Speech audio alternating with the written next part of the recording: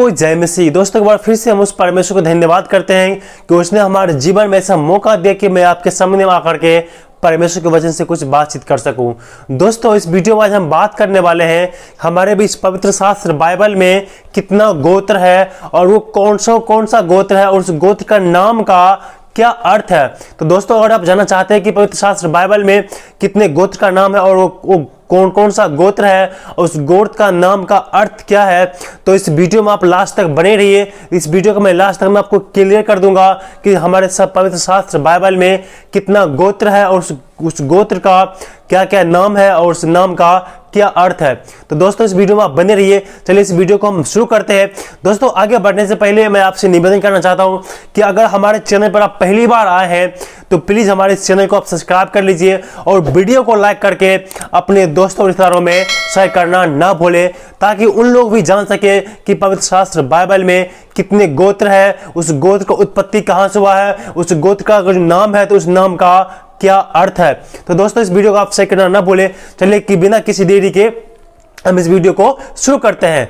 दोस्तों जब हम पुराने नियम के बाइबल को पढ़ते हैं इसमें हमें पता चलता है याकूब के बारे में। याकूब के 12 बेटे थे। याकूब के 12 बेटे थे और उसके 4 पत्नियां थी। हाँ मेरी प्रिय भाई बहनों, याकूब के 4 पत्नी थी और उस चारों पत्नी से जो बच्चे उत्पन्न हुए वो 12 बच्चे थे। और वही 12 बच्चे, इनके 12 बेटे, याकूब के 12 बेटे आगे चल करके 12 गोत्र में बंटवारा हो गया। यही याकूब के 12 बेटे जो है वो 12 गोत्र में वो बट गया और 12 गोत्र का नाम पड़ा। मेरे प्रिय भाई बहनों, अगर जो हम जानेंगे देखेंगे तो उस 12 गोत्र में से गोत्र है उसी 12 याकूब के 12 बेटे के नाम पर 12 गोत्र का नाम पड़ा, जिसमें से उनकी 4 पत्नियों से जो संतान उत्पन्न हुआ वही पत्नी जाकर के 12 वही संतान जाकर के 12 गोत्र में आगे विभाजित हो गया। वो 12 बेटे के नाम इस प्रकार से है। पहला जो लिया के पुत्र थे, अब उत्पत्ति 35 अध्याय का 23 पद पर आप जब पढ़ेंगे वहां पर आपको इसके बारे में विस्तार से जानने के लिए मिल जाएगा। हम जानेंगे उनका जो पहले उसका जो पत्नी थी ना, उसके लिया, उससे जो बेटा उत्पन्न हुए वहां से हुआ है। पहला का नाम है रूबेन, जिसका नाम का अर्थ होता है दृष्टि। और रूबेन के बाद है सिमोन, जिसका नाम का अर्थ होता है सुनवाई। उसके बाद तीसरा बेटा का नाम है लेवी, जिसका नाम का अर्थ होता है जोड़ना। और चौथा बेटा का नाम है यहूदा, इसका नाम का अर्थ होता है स्तुति। और पांचवा बेटा यानी गोत्र का नाम है इस्तकार, इसका नाम का अर्थ है प्रतिफल। और छठा गोत्र का नाम यानी छठा बेटा चाहे कहे या छठा गोत्र कहे, छठा गोत्र का नाम है जुबलून, जिसका नाम का अर्थ होता है पति के साथ निवास करना। ये 6 है, यहाँ जो 6 बेटे हैं अर्थात 6 गोत्र है, ये 6 जो है वो लिया के पुत्र है। नहीं, याकूब के जो बेटे हैं उनके जो पत्नी है लिया, उससे उत्पन्न हुए। उसके बाद हम देखेंगे राहेल के पुत्र से जो उत्पन्न हुआ, राहेल का जो संतान हुआ ना, याकूब के बेटे राहेल उसकी पत्नी से जो उत्पन्न हुआ, उसका जो बेटा है उसका नाम है यूसुफ, जिसका नाम का अर्थ होता है प्रभु जोड़ेगा। और 8वां नंबर जो गोत्र है, 8वां नंबर जो बेटा है याकूब का, उसका नाम है बिन्यामीन, जिसका नाम का अर्थ होता है दाहिने हाथ का पुत्र। आप यहां पर कंफ्यूज मत होइएगा, जो बिन्यामीन है उनका एक और नाम है बेंजामिन। बेंजामिन और बिन्यामीन दोनों एक ही नाम है, आप कंफ्यूज मत होइएगा। उसके बाद में नोमा जो बेटा है उनका गोत्र है, उसका नाम है दान, जिसका अर्थ होता है न्याय या न्यायी। ये दान जो है बिल्हा के पुत्र हैं। इसका उत्पत्ति 35 के 26 में पढ़ सकते हैं। और उसके बाद में जो 10वां गोत्र का नाम है यानी बेटा याकूब के जो 10वां बेटा है या 10वां गोत्र का आपका नाम कहिए या 10वां बेटा का नाम कहिए, दोनों एक ही है, उसका नाम है नप्तली, जिसका नाम का अर्थ होता है लड़ाई। और हम जब आगे बढ़ते हैं तो लिया के दासी यानी शिल्पा के पुत्र, लिया के दासी शिल्पा के पुत्र हैं, यानी 11 नंबर का जो गोत्र का नाम है यानी याकूब के 11 नंबर का जो बेटा है उनका नाम है गाद, जिसका नाम का अर्थ होता है बड़ी भीड़।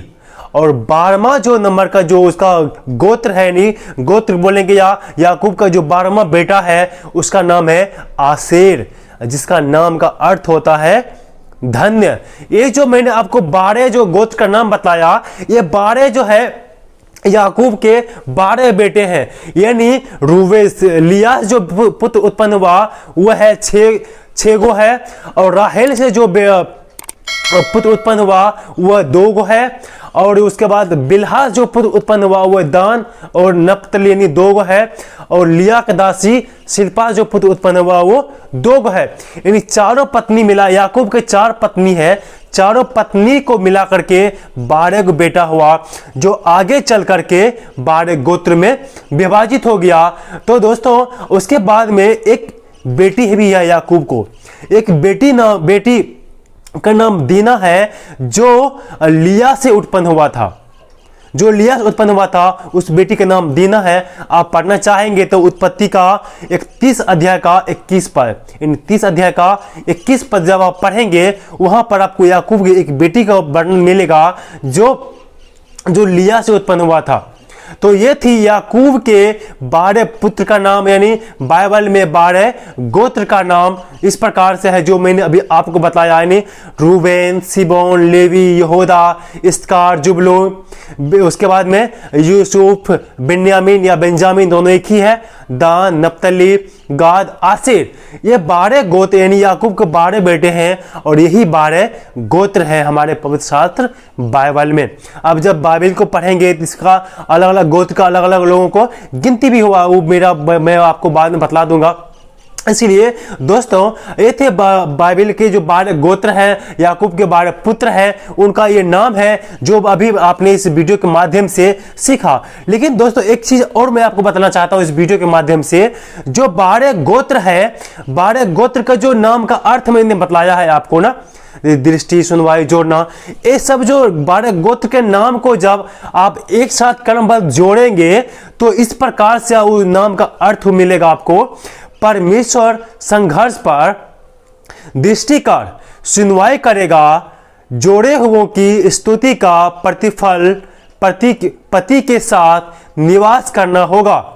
न्याय के बाद प्रभु जोड़े हुओं को दाहिने हाथ के पुत्र बनाएगा। अपनी आत्मिक लड़ाई के कारण बड़ी भीड़ धन्य ठहरेगी या हो जाएगी। ये नाम का जो 12 गोत्र है उनका जो नाम का अर्थ मैंने बताया है, उनको जब आप क्रमबद्ध जोड़ेंगे तो इसी प्रकार से होगा जो अभी मैंने आपके सामने में बोला है। तो दोस्तों मैं उम्मीद करता हूं कि आपको ये बाइबल में जो 12 गोत्र हैं, याकूब के 12 बेटा के नाम या 12 गोत्र का नाम आप सुन लिए होंगे, उसकी पत्नी को भी नाम आपने जान लिया है। तो मेरे प्रिय भाई बहनों, वीडियो के माध्यम से आपने जान लिया है कि बाइबल में कितने गोत्र है, उस गोत्र का क्या नाम है, उस नाम का क्या अर्थ है। तो दोस्तों इसी तरह की वीडियो पाने के लिए आप हमारे चैनल को आप सब्सक्राइब कर लीजिए और इस वीडियो को लाइक करके शेयर करना ना भूलें। इस वीडियो फिलहाल इतना ही, हम आपसे मिलते हैं अगले वीडियो में एक अगले टॉपिक के साथ में। तब तक परमेश्वर आप सबको आशीष दे।